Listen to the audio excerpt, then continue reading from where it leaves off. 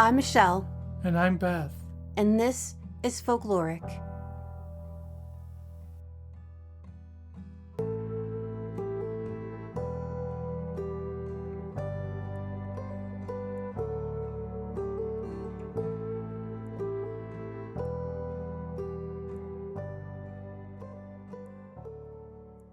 You love cryptids. Spoopies. I love mythology. You also love mythology. Yeah. But I love archaeology probably more than I love cryptozoology. Did I say that right? Yeah, cryptozoology. I made that up as I went, which proves my theory. No. So we are talking about what today? Unicorns, which is one of my favorite. I think it's up there with dragons as my favorite cryptid. Well, non-spoopy cryptid. Unicorns are my favorite movie mythical creature. They are. Right behind maybe the Pegasi. Okay, so actually, I like a good Pegasus. So it's funny that you mentioned that. Pegasus is not an actual. It's not really. We call them all Pegasus, but Pegasus was actually a specific winged horse. Yeah. And it's the yes. name of the horse. I get that. Yeah, and so we just call all of them Pegasus, but really it's just the one. His name was Pegasus, and then Yeah, but they have a name, and it's not Pegasus. yes, There's an actual name for it that I guess tried. has been agreed on. I could not find one. I looked. Yeah, there is. Okay, well I did not. In Find the realm of cryptozoology. Did I say Zipto? Zipto. Cryptozoology, there is an actual name for the, and it may be taken from an older subject Okay. of mythology, but there is an actual name, and then Pegasus was the name of that horse or Okay. that race. I did try to. Or that horse in that race. I did look it up specifically, but I could not find in my research the actual name of what they call a winged horse that is not Pegasus. But that, again, it's what it is. So, we all knew in school the horse girls. Well, Sure. you lived in the Midwest, so there were probably a lot more horse girls than I had. Quite a few. And then, of course, my first wife was a horse girl. Okay. I mean, my best friend growing up, she was a horse girl, still is a horse girl. I mean, she has a ranch and everything now. So, yeah, horse girls were a thing. I was a unicorn girl, which I feel we are our own creatures. I mean, I feel like if you're a unicorn girl, you don't wear it on your sleeve as much as maybe not. Maybe now they'll use it. They show it a bit more, but at one time, a unicorn girl, we didn't kind of hey, I'm into unicorns, because you probably would have gotten made fun of. I feel like we're more magical. I think that unicorns they're great in movies because they're always kind of separate. You notice anytime a unicorn and humanity actually interact, it's horrifying. Yes. For the unicorn, almost every time. Yes. But when we're talking about unicorns and mythology, it's often horrifying for the humans in the interaction. Yeah. So, and it depends on the mythology. So, let's talk a little bit about we'll talk about the history first, the mythology, and then we'll talk about the pop culture.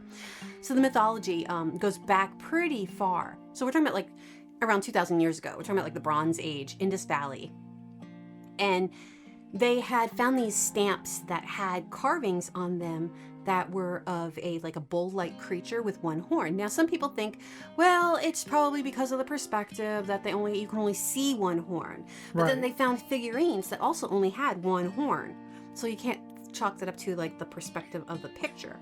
So these are and they were most likely they were bovine of a form, a bull probably, and they used them as stamps, and they really don't know 100% what they were significantly representing. But sometimes they think a clan it might have represented, or even something religious, but they weren't 100%. I like to think that maybe they were depicting alpha maleness. The phallic symbol of the bull with the one horn. Yes. Okay. So. So after this period, though, a lot of the unicorn motifs disappeared from South Asia. Right. and you get the Greek mythology. Now the Greeks, they didn't believe in When we're this. talking about Asian culture, we're talking about like Chilean, that type of South creature. Asia, so I'm thinking more like in India. Okay. Yeah, like the Indus Valley.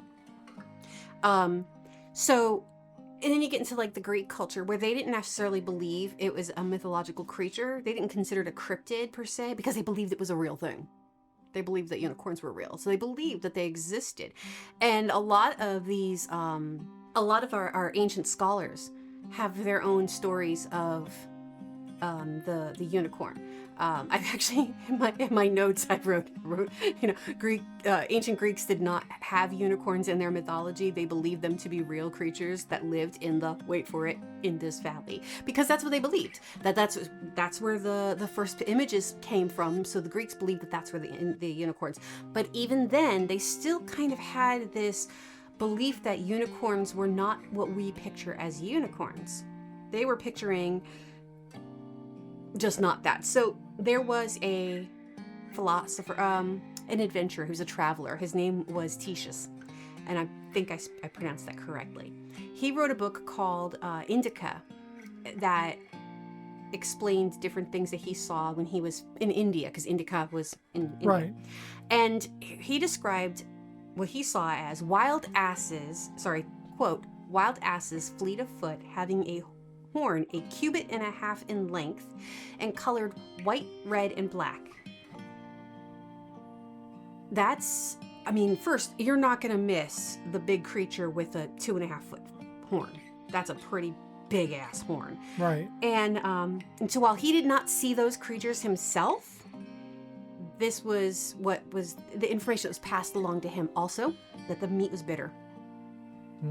I mean, I would not want to be trying it myself personally, but he started the kind of like explanation. And then we have in Persepolis in Persia, there were reliefs of winged bulls that some would consider that they were unicorns and that they had the big horns on them, and they were once again bovine. So we're not getting that eloquent little, the horse. Or we're getting the animal that's more prevalent. Exactly. Horses were not prevalent in those areas at those times, and bulls were much more virile and strong, and that's when the ox or the bull is the thing. And they didn't even call bulls then. No. The actual name, or the term they used for bulls back then, was called aurochs. There's a lot of different names that they use in slang. Is that Oryx? No, Auroch. Oh, okay, yes. okay, because I was actually about to get to that in a second, but Oryx, Oryx, is a one-armed, Flying purple people eater. a one-horned antelope creature that they considered Right. So that's funny that it's an Oryx and this is an Oryx. Yeah, for the bull though, and then like, bulls weren't called bulls, but they had different names that basically were cow. Yeah. Because it went from the female perspective. It was a cow who was very strong. It was a seed cow or something like that. I forget exactly because it has the seed. Yes. Yeah. Okay, so you're gonna kick my butt because I actually did find the word for Pegasus, or for a flying horse. I'm just glad I wasn't full of crap. I know. Well, I should have previewed my notes beforehand, and I just did, but I didn't actually look at it at this part. It's called Terapus. So a Terapus is a winged horse. Is the race. Sorry. The race of horse. I feel like an idiot. Oh well. Hey, first episode. Gonna be stupid. Equestranauts? Equestranauts. So the Oryx was also known as the offensive name of Indian ass. And I'm sorry, that is offensive unless you are from India and you're known for your booty. Otherwise, yeah, Indian ass is just offensive. But a little bit. So another ancient philosopher / scholar, because there's so many of them, Strabo, he had said that there were one-horned horses with stag-like heads in the Caucasus. And I think I said that wrong. Caucasus? Caucasus. Caucasus. Caucasus. Now, Pliny the Elder, not to be Not the confused younger. with Pliny the Younger, mentions there is a Pliny the Younger. I made that joke for years, and there actually is a Pliny the I Younger. know, but that's the joke. Oh my God! See, I always thought I was just being stupid. No, that was the joke. Okay, well, so Pliny the Elder mentions the Indian ox and the oryx, but the ox was probably just a rhino, and he mentions it in his teachings. And he also described the Indian ox as a quote-unquote fierce animal called the monoceros, which has the head of a stag, the feet of an elephant, the tail of a boar, while the rest of the body is like that of a horse. It makes a deep lowing noise and has a single black horn which projects from the middle of its forehead 2 cubits in length. Rhino? But what's fun? Philosophers who like to outright each other. I know. I So think. then another philosopher who's, I'm going to say this wrong because I want to say alien, but I think it's not alien, said that a one-horned monoceros was sometimes called a, I'm sorry y'all if I say these wrong, Cardazonos, which may be a form of the Arabic word karkadan, which means rhinoceros. Okay. So I'm thinking these people met a lot of rhinos and just called them unicorns. Well, again, we've had other things like mermaids mistaken, manatee Manatees. mistaken for mermaids, Ew. which is a very big leap. Yes. But yeah, I think that dragons, tales of dragons, when they just see large monitor lizards, that kind of thing. So a traveler, a 6th century Greek traveler, he had seen these bronze unicorn figures in the Tower Palace in Ethiopia. And he explains, I'm not going to read the whole thing because honestly it goes on and on and on, but he basically says that they were known to spring up into the air and basically parkour off of things. And when they landed with their horn downward to take the brunt of the force of, I'm like, okay, that's a lot. And so yes, unicorns in the ancient times were pretty vicious. To me, this is where mythology takes on the aspect when it spreads internationally, such as this, through trade routes and stuff like that. It always sounds like it's become this giant game of telephone. Yes. And when one has a perfectly reasonable explanation for what they're seeing, it gets turned into more and more fanciful stories as it goes, and the original person never knows that became some fantastical story. Yeah, you're right. It's a game of telephone. Oftentimes it's layered in racism, because it's always the brutish countries that these things come from, and the gentler folk are the ones explaining yes, and the brutish nature of these unicorns from Marco Polo's time. Oh yeah. So then we have, that in the ancients they did have this. A lot of their animals were more fierce. I mean, think about if you just look at Greek mythology. That's what I know most. Greek mythology. Oh yeah. How many sweet and cuddly things are in the Greek mythology, in the bestiary of Greek? Only myths? the 2 things that really want to lure you in close to kill you. Yeah. So there's not many. They are Australia. There aren't many cute and cuddly creatures in the Greek mythology. In Greek Australia. In Greek Australia. So you're gonna see that they are definitely creating things. The Greeks, to go on this little side tangent because we did promise them, I do have a deep love of Greek mythology. I don't know a lot about it. I know enough about it to make me dangerous in life. But the Greeks had their point of their mythology was to explain the unexplainable, which is why there's God for everything. And so you don't know if you're going to, and I remember trying to explain this once upon a time when I was secular and I actually taught Sunday school. But now I am non-secular and I do not teach any religion. But explaining that the Greeks believed in being kind and giving to strangers. because you never knew if it was a god in disguise. So it sounds beautiful. I mean, honestly, I always thought to myself, oh God, that's such a beautiful way of thinking, a beautiful way of just looking at life is just... The story was that the god would murder you. Well, because you don't fucking know they were doing it because out of fear. They didn't know if they offended. So if they're so afraid of their own gods.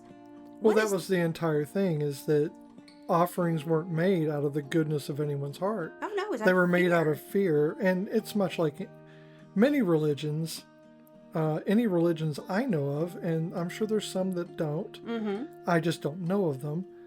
They are based upon fear. Mm-hmm. Now, the ones that people will cite are often never religions. Buddhism's not a religion. No. It's a practice. Mm-hmm. In fact, Buddha himself would have been very upset if anybody called it a religion. But, that's your belief system is your belief system, and that's fine. But many of these things are distilled down to fear, because you can't keep rules without the threat of punishment. And they're people who are once again trying to explain the unexplainable. Yeah. They're seeing a creature that they've never seen before, and they are coming up with this fanciful mythology that goes along with it. Now, the ancients still did not have the same depth of mythology when it comes to unicorns as the Renaissance did. Now, the Renaissance kind of really dug in deep, but that's when you're going to start to see the modern day version of a unicorn too. Right.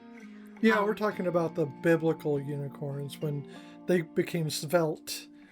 Not at first. At first, they were kind of like waif like goats with.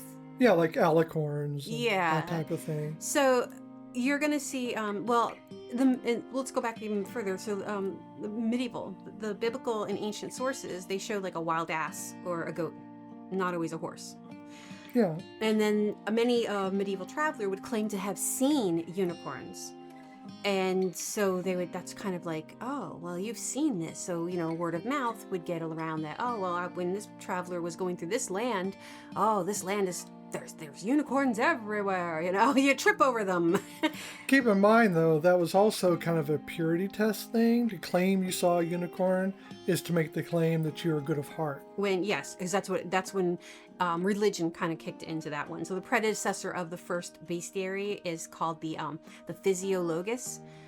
It was kind of an antiquity that had a bunch of little stories-ish in it. Right. And it tells a story of a unicorn that is trapped by a maiden. The maiden is representing the Virgin Mary. Right. And the unicorn stood for incarnation and innocence. So as soon as the unicorn sees her, it lays its head on her lap and falls asleep. And hence, captured the unicorn. The innocent virginal child could capture a unicorn if they were pure of heart. And religion kind of pushed in their versions of what a unicorn would stand for: vulnerable virginity, the passion of Christ, and how the beast can only be tamed by a virgin. If you really kind of look at that one with a critical eye, it gets a little messy and kind of icky. Oh yeah, it's very it's puritanical, which is kind of the basis for. Well, also, how are you having something represent your mother, right? But also your death. Yeah. So. The Chinese have a counterpart much like that. I mentioned it before, the qilin. Mm-hmm. It's the quote Asian unicorn, unquote, which I think is ridiculous. Well, there is an Asian unicorn, but it's not. It doesn't have a single horn, and it's actually alive now. And we'll get to that. No, later. I'm saying it's not. Yeah, they're calling it an Asian unicorn, right. But it's not. But it's not aggressive like the European counterparts. They're benevolent creatures that bear great wisdom, and they're gentle. So much so that they wouldn't even crush a blade of grass. And its appearance is said to foretell of great rulers or wise men coming up in their wisdom. Okay, that's pretty cool. Yeah. So yeah, I actually wrote in my notes that the unicorn is often compared to the relationship between Christ and his mother. I just feel like It is, though. That's the biblical unicorn. But in the 13th century, with the rise of humanism, the unicorn became a symbol for chaste love and faithful marriage. But yet, in the legend of, and I'm gonna screw this up, Barlaam and Josaphat, the unicorn represented death. But the Council of Trent, though, said, you know what? This is getting weird. Y'all are getting weird with it. No more unicorns and religious iconography. So that's when the unicorn was then... But what about the giant snails? Did they get to stay? I don't know. But they did begin to disappear from the Renaissance religious artwork. So you do not see it. I think it was because there was one painting where it had so many like unicorns and Christ child in it. And then I think Gabriel was up on the mountain and with a horn. And I think they just went, this is gay. And they were like, no, but we'll get into that later. That's kind of funny. This is like, I think this is like the first real, this is, for me, the first real acknowledgement of terms and services being altered and them having to follow it to stay on that social media. That's funny. Was there social media at the time? Religion's always been a social thing. I mean, it has. And they said no more unicorns. And everyone said, "Oh, because that's just porn, and no more unicorn on the internet." And then so yeah. So Marco Polo, he described unicorns as quote unquote scarcely smaller than elephants. They have hair of a buffalo and feet like an elephant. They have a large single black horn in the middle of their forehead. They have a head like a wild boar's. They spend their time, by preference, wallowing in mud and slime. So they prefer to wallow in mud and slime. Okay, we got more here. They are very ugly brutes to look at. They are not at all such as we describe them when we relate that they themselves be captured by virgins, but clean contrary to our notions. I present to you the rhinoceros. Yeah, I mean, that's the thing, is these adventurers, these Marco Polo, captaining his own vessels, and he's got, they're doing research of a sort, but really what they're doing is looking for trade routes. Yes. They are not scientists. No. Nor are they actually caring too much about posterity of the things they're finding. No. They're not taking samples of things unless it's something that can benefit them monetarily. So I really don't take their viewing any more seriously than I do a philosopher describing Atlantis. Oh, yes, definitely. Philosophers are always in their heads thinking of things to make things better in life. What's better than making this mythology stand out? Same thing with these adventurers. They come up with these really nice things to say, these huge proclamations that unicorns exist, and this is what they look like. Because when they go for more funding, king or queen, whoever, will be more likely to give them money. True. So, one of the greats, Leonardo, not DiCaprio, Michelle, Da Vinci. I mean, hell, why not? Okay, so he'll play him in the movie. So Leo, he said that the unicorn, quote unquote, the unicorn, through its intemperance and not knowing how to control itself, for the love it bears to fair maidens, forgets its ferocity and wildness, and laying aside all fear, it will go up to a seated damsel and go to sleep in her lap. Thus the hunter takes it. That is how you capture a unicorn. The hunter mounts it? That's weird. It just takes it. Oh. Kills it. Kills it. Got you. And now I was like, this also turned into a very weird subject. But see, unicorns are also a symbol of immortality.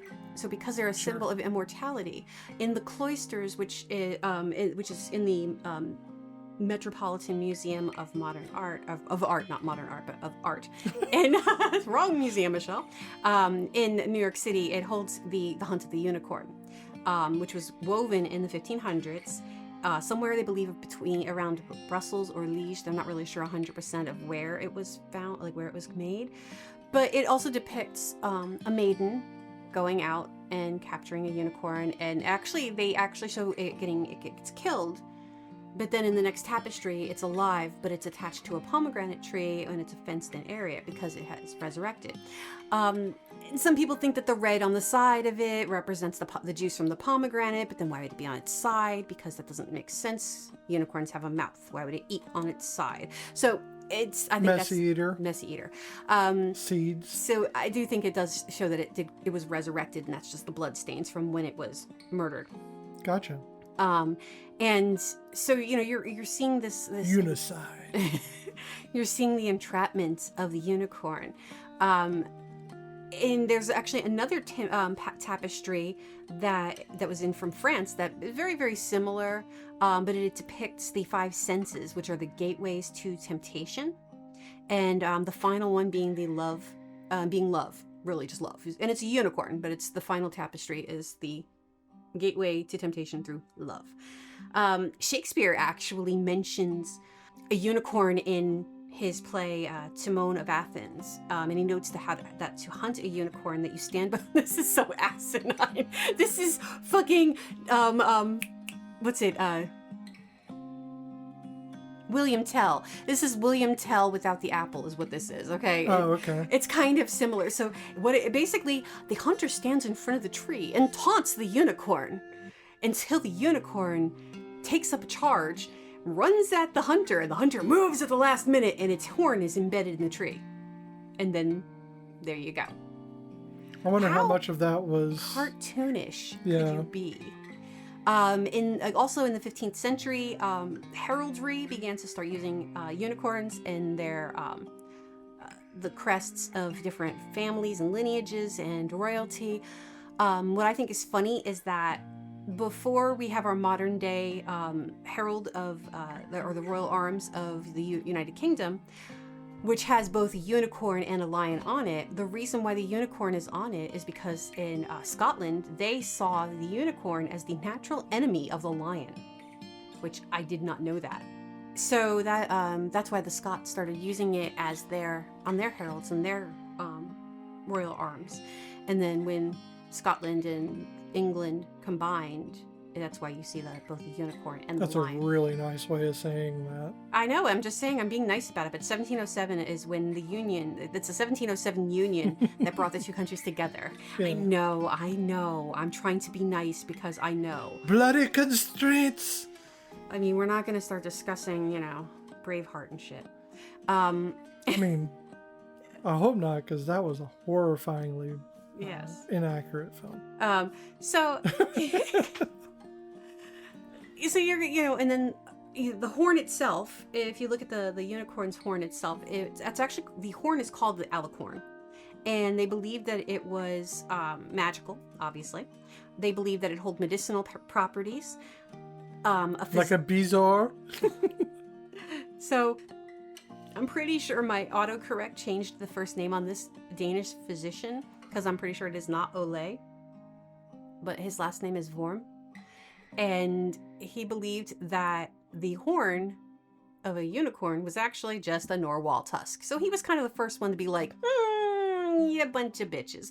And just... I mean, there was a big trade in narwhal tusks as unicorn horn. Yes. And so the alicorn powder from the horn was sold all over Europe as late as 1741. Yeah. And the only way to catch one was obviously to entrap it with a maiden. Now we get into modern... There was a large demand for maidens during that time. I mean, shit, yeah. So we get into the modern culture of it. And so we saw unicorns appeared in many TV shows and not so much TV shows as movies. And and this is kind of goes along with queer culture as well. Unicorns are in are seen as part of queer culture, which I honestly did not realize because I've always been a unicorn girly, and I'm also part of queer culture, but I didn't put two and two together because I never really knew. And why would you? I know, it's exactly. just part of your...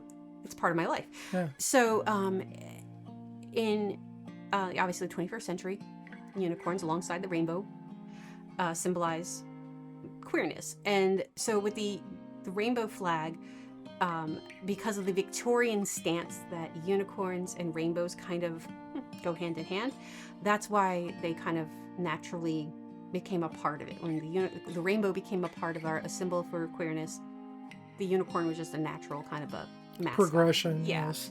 And nobody really knows why particularly, other than just the rainbow aspect of it. But this one theory, I read this one theory and I went, you know what? I think that's it. It's about the movie The Last Unicorn. So as queer... Which was a great and very sad movie. Very sad movie. I loved that movie though. So it's my heart, and I have a hard time watching it because much as I love it, it breaks my heart. Mm-hmm. So the thing about The Last Unicorn is the unicorn in the movie, she believes she is the last of her kind, and she's alone, and there's nobody else like her. And a lot of queer kids grow up, and when I say queer, I want, for those of you who do not know us and you're the first time listening and you don't listen to our other podcast, and that's beautiful. If you don't, it's great. But if you don't know us, we are a rainbow family. We basically cover every gamut of the spectrum with all between our children and us and everything in between. Not everything, but majority. And so when I say queerness, it's definitely referring to us as a whole. And this will include transgender and gay and lesbian and asexual and pansexual and aromantic and you name it. Bisexual. Don't forget the bisexual. I know, I should. I can't forget them. They're me. But it's, I want you to understand that we kind of, when I say queerness, I'm not just focusing in on a singular aspect. Yes, of I'm the talking community. about literally the rainbow. So in The Last Unicorn, again, she believes that she's the last. And I know that a lot of queer kids grow up believing they're the only ones like themselves. And so to have a movie that kind of shows that in a light, that you're really not alone, because she wasn't. I mean, it was sad, yes, but she wasn't alone. She had people with her who supported her. She had the little wizard guy. I haven't watched it in years, y'all, so I don't remember everybody's names, because the movie breaks my heart. Well, I think it's also due to the unicorn being rare or rarely seen. Yes. That is an aspect all to itself with the mythology on why queerness would be associated. Yes. And I also like the belief that, when you found your unicorn, because they are so rare. So when somebody, it's kind of like the whole, he's their lobster, person or whatever. Mm-hmm. When it comes to true love, I like when somebody gets to be referenced, oh, that you found your unicorn. I like that too. It's always been like, when they did that on Supernatural, like when Meg did that, I was like, oh, yeah, Cass is a unicorn. And so, because she's talking to Sam, and he was talking about a girl that he had met, and she's like, oh, so you found your unicorn. And then later on, when things are going south, she tells Sam to go save her unicorn, and she means Cass. So it's like, I hate that so much. So you're in that aspect of modern society, yes, unicorns are definitely, I can understand how they would be in part of the queer culture. And then you've got the movie Legend, which I love that movie. That's my movie. Tim Curry all the way. Oh, yeah. Bitches. I am not a huge Tom Cruise fan, but Tim Curry makes up for it. Tim Curry in a big muscle suit. Yes. But the unicorns in that movie are like the unicorns I always had in my head as a kid because of that. Now, the Last Unicorn, she is more of the lion tail, waif-like unicorn, very delicate. Right. But in The Last Unicorn, them some hardy bitches. they are some pretty stout horses, and I like a big Yeah, stout I would say horse. that the last unicorn is probably based more on the Chilean Oh yeah. than Or even the cloisters. So if you look at right, the unicorn right, and the maiden. almost like the painfully thin Clydesdale with Yes.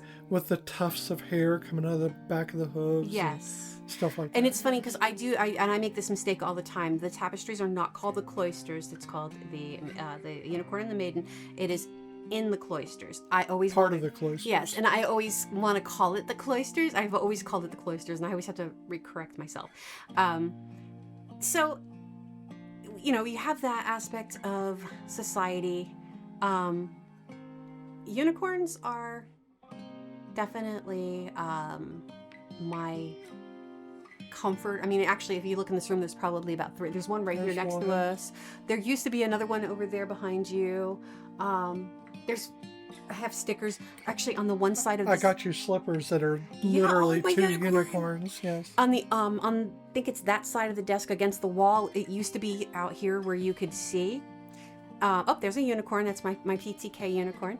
I have on the end cap of that desk over there behind you. Again, when I move the desk around, it's all unicorn stickers. I understand. Yeah, so I have a problem. I do have a unicorn issue, and I mean, I am a grown adult, and I still love my unicorns. It's funny though. I have a Pegasus on my back as a tattoo. I don't have a unicorn. That is the weirdest thing that I never. You mix matched them. I did, and he's got butterfly wings, so definitely can't fly. Definitely queer coded. Definitely queer coded. I didn't even really know who I was then. So now real living unicorns, like we were saying, the Asian unicorn is actually called the Seola. Mm-hmm. It's a bovid. It looks like it would be in the antelope family, but it actually is closer related to cows.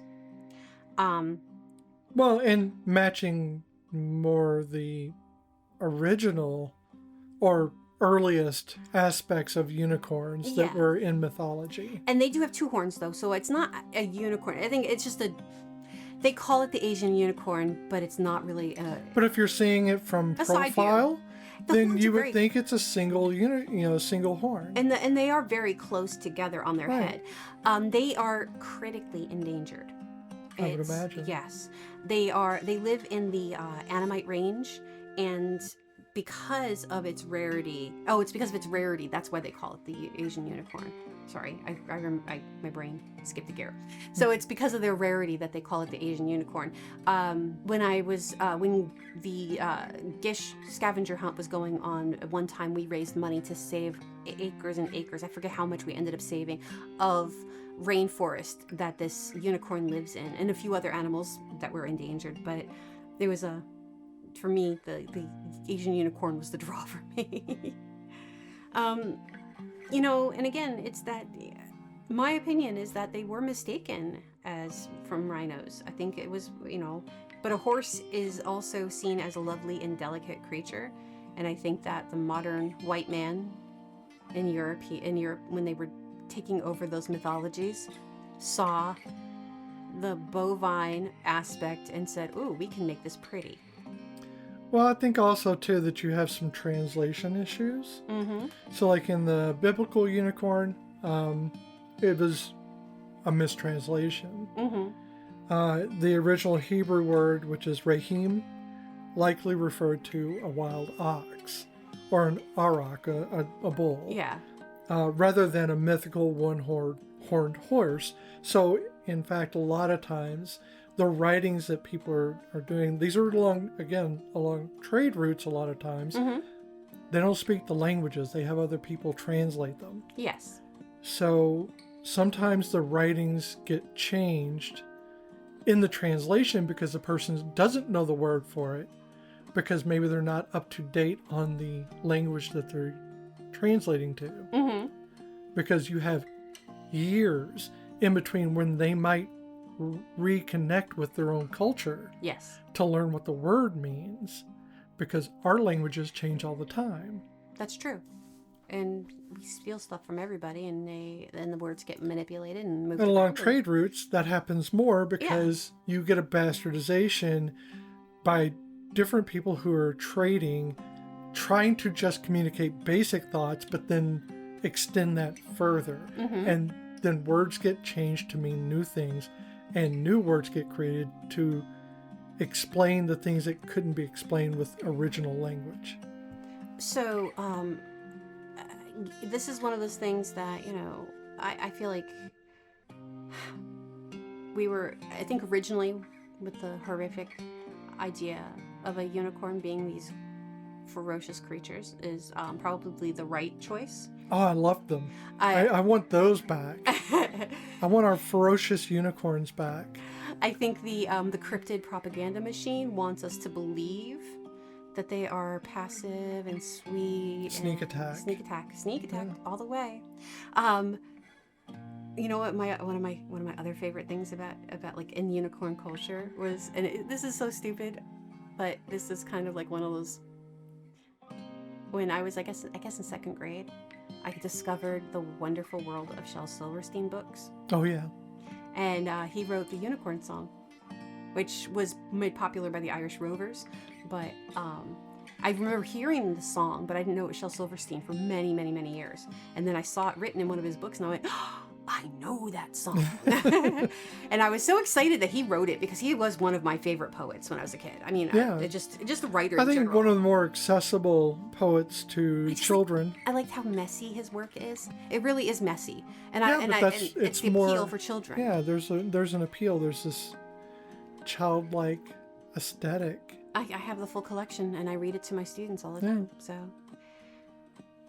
that's all I have on unicorns. That's a lot of information, but I kind of culled it a bit. Okay, well, let me give you a possibility. Okay. So we have the real prehistoric Siberian unicorn. Possibilities. Elasmotherium sibiricum. This name refers to the now extinct species of giant rhinoceros that lived across the Eurasian steppes. What was it?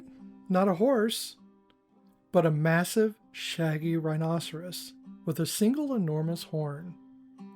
Estimated to weigh up to 4 tons and measure 4.5 meters long, standing 2 meters tall at the shoulder. Its horn, likely made of keratin, which doesn't fossilize well, or at all, was anchored to a large bony dome on its forehead, possibly reaching 2 meters in length. Adapted for cold climates, it had a thick coat and specialized teeth for grazing on tough, dry grasses. The discovery that changed everything was that for decades scientists believed Elasmotherium sibiricum went extinct around 200,000 to 350,000 years ago. Wow. In the Pavlodar region of Kazakhstan, a well-preserved skull was unearthed. Radiocarbon dating revealed it lived as recently as 29,000 years ago, meaning it coexisted with early modern humans and Neanderthal. Notice I said Neanderthal and not Neanderthal because I am not British. Implications of the timeline shift were that these revised extinction dates suggest that humans may have witnessed these creatures firsthand. Some researchers speculate that ancient cave art could depict them, though no direct evidence has been confirmed.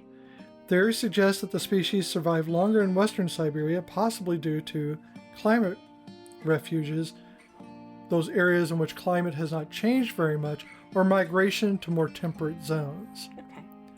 The leading theory is isn't overhunting, but climate change itself. Okay. So when the Ice Age ended, cold, dry, mammoth steppe ecosystem gave way to forests and wetlands. Okay, that makes sense. Ill-suited to their specialized diet. Yeah. So that makes a lot of sense that they would have disappeared because of the climate changing naturally through time. Right. Yeah. I mean, that's how most things die. Climate change. Some is expansive and abrupt climate change. Well, yeah. Due to a dinosaurs. meteor hitting the atmosphere, and then some are slower, but definitely just as deadly. climate change that destroys generations at a time. Yeah. And I think that, I mean, we're not a historical podcast. We're definitely a mythological cryptid podcast. But so where do you see these in cryptid terms? I mean, I think that these are, they're not necessarily always considered cryptids. They are considered mythology. Sure. And I think that's where it's kind of a muddy area. Like, you may find one in a bestiary, but you're most likely going to not find it in a cryptozoology book. I think it's one of the few that end up in both. Yes. And because they are, depending on the history, they are innately considered as Gentile creatures. That, though I don't know, with a great honking horn on your head, I would be pretty pissy and poking people with it a lot. I mean, I just want to poke people with a horn. I don't know. I mean, it's so hard to drink without getting your horn wet. So I think that the beauty of it is what we crave, and I think that because they are one of the few, I think when we start looking at other mythologies and other cryptids going forward, I think this is probably going to be the nicest one. I think humans have a propensity for believing that something that is pretty and powerful can be nothing but good. I think so. We have a very bad habit of seeing beauty as good, as opposed to beauty can also hide whatever's deeper inside, because beauty is literally skin deep. So we saw a movie a couple of weeks ago. Oh yeah. Paul Rudd. Yeah, we started watching Death of a Unicorn. Death of a Unicorn. Horrifyingly, just horrifying. I mean, it's a horror. Well, it's a comedy. It's a dark comedy. It's a dark comedy, but for me, it was horrifying. I couldn't even watch it because the unicorn was doing all the suffering. I mean, yeah, and I hated that, but they were immortal, and they kept, I don't know. I had an issue with it. I loved the look of the unicorn, though. Sure. And I loved that it wasn't white, that it was gray, or bluish gray, and that the horn... More goat-like, shaggy goat-like. Yes, and the horn itself was not like the spiral of gold. It was this weird protruding angular thing, but also the teeth. It didn't have horse teeth. It had some vicious canines and incisors. It was like gonna get you. It did not have the chompy, flat across. So unlike unlike horses, which are, of course, domesticated, the ones in modern day horses, yes, are herbivores. Same thing with a goat. So I mean, Right. if you're looking at like the bovine usually you're gonna have they're vegetarians, herbivores. And they. But have if you those look at blunts. the prehistoric lineage of horses, Yes. okay, those are very much predators, which is kind of funny. That is weird. Because they went from one food type to another food type. Now, I'm not saying that horses only eat. I've seen horses pick up rats and eat them. I've seen our old landlord had a horse, and we were feeding the goats leftover macaroni and cheese because I had made homemade macaroni and cheese, and the horse scared the goats away and ate the macaroni and cheese. Yeah, so you can't. I don't think you can say that they're truly not meat eaters, but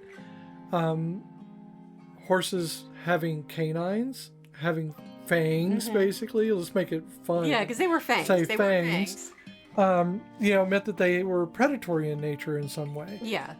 And I think that's just kind of funny. Of course, they were vastly different than they are to modern day horses. They were. And so that we need to finish that movie and when we're in a better frame of mind. But it was getting not upsetting, but we were not in the mental. I don't think state. I'm going to be in the mental place to see that movie. As much as I like Paul Rudd, and I like Jenna Ortega too. So and Jenna Ortega's in it. I forgot. Yeah. It's not. Again, it was not bad. It was okay for what it was. It's not. It was them. us. It's me. It was totally us. We were just not in the frame of mind for this movie. So, again, modern and unicorns are not in My Little Pony. They're not for the bronies. I mean, if you want to like a unicorn and you are a brony, that's to each his own. But they are, I like to believe that they are vicious. I like to believe that they are beautiful. But I want to see the beautiful. I want to see the modern Renaissance beauty with the viciousness of the ancient Mesopotamian. I want all that packaged in a mythology that beast will be there to protect every cis woman who is pregnant and needs to get an abortion. I was gonna say eats virgins, but as opposed to, but that's been done before. Rather than kneeling to virgins. No, I know. I was just thinking of the going by a purity standard. Let's maybe help the people who didn't want to be in the situation they're in because it was forced upon them or they lost their autonomy. Yeah, that's it. That in itself, that really right there is the unicorn is now the champion. So says that it is a beautiful creature, vicious with horrible, horrible fangs, and it is there to defend those who have lost their autonomy. That is the new mythology. I like that one. Let's make that a reality. Okay. So, when we're talking about the cryptidness of it, are there still people claiming to see unicorns? Are there still people that believe unicorns are real? I don't think so. I don't think people believe that they're real. I mean, that may be some flat earthers. If you're gonna go for the if you have beliefs in certain conspiracies, might as well just check off all the boxes. As much as I would love for the unicorn of my childhood to be real, because I was the little girl who wanted to go out into the woods and find a unicorn. Not for some purity, just because I wanted to be the one to touch the unicorn, I don't think that. I think little kids believe in them. I've yet to meet an adult or even read about it. I could be wrong. I could be very wrong. I want to believe that they are real and or were real. I don't think anyone actually believes that they are real. Like, no one's going out unicorn hunting the way they are looking for Bigfoot. I guess that's true, because I really hear about that more than I hear about anyone talking about unicorns. I think it's because they're not really considered a cryptid. And I think that's the thing, is they're considered part of the beast. Mythical beast. Yep, mythical beast. I get that. And the mythical is there, I think cryptids get more of the "I'm gonna go hunt you down, bitch" than mythical beasts do. People go vampire hunting. People will go out and looking for a werewolf. They will go out looking for Mothman, which is stupid. They'll go out into the woods out here and whistle like a bunch of full-ass fools, but they won't go looking for a unicorn, We live out in it, if you don't know, because we've mentioned it before in our other podcasts. Once again, for those of you who are new and just joining us, we are in the Appalachian Mountains, which is a huge range, so we're not going to pinpoint it for you, but there's a lot of mythology here and a lot of cryptids here that we will touch upon and hopefully not bring bad juju to us, because honest to God, there's some shit in these woods. Yeah, I think that the mythology to me is more interesting. I love the reality of things, or let's say the scientific explanation rather than the reality. Yeah. I can't choose a reality because even the scientific has a margin for error. That's why I do allow for differences in mythology and cryptology. There are things that are unexplained, and there are a few instances of zoologists finding anyone finding animals who were previously categorized as cryptid and found to be true. And I think that they have their place in finding common ground, just like we did with unicorns and maybe some species that were mistaken for unicorns or were used as the explanation for unicorns. So I think there's a place for that. I am a skeptic myself about many cryptids. Some not so much. Some I enjoy. I think when you're willing to believe in them more is because you want them to be true. And in the case of unicorns, who doesn't want that to be true? Yeah. And I think that's why not many people go looking for unicorns. No one's trying to disprove it. You don't want to. I think that's true. You don't want to. You want to believe that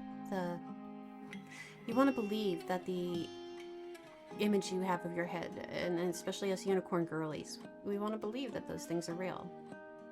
And it's hard to break yourself of that. So, if you enjoyed this, I hope you join us again. We have a lot of interesting topics and creatures coming up that we are going to explore and discuss.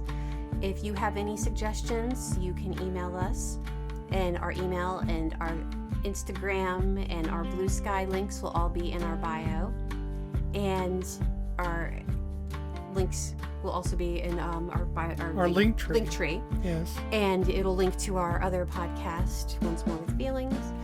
And, we hope you enjoyed this as much as we did, and we will see you next time. Bye. Bye.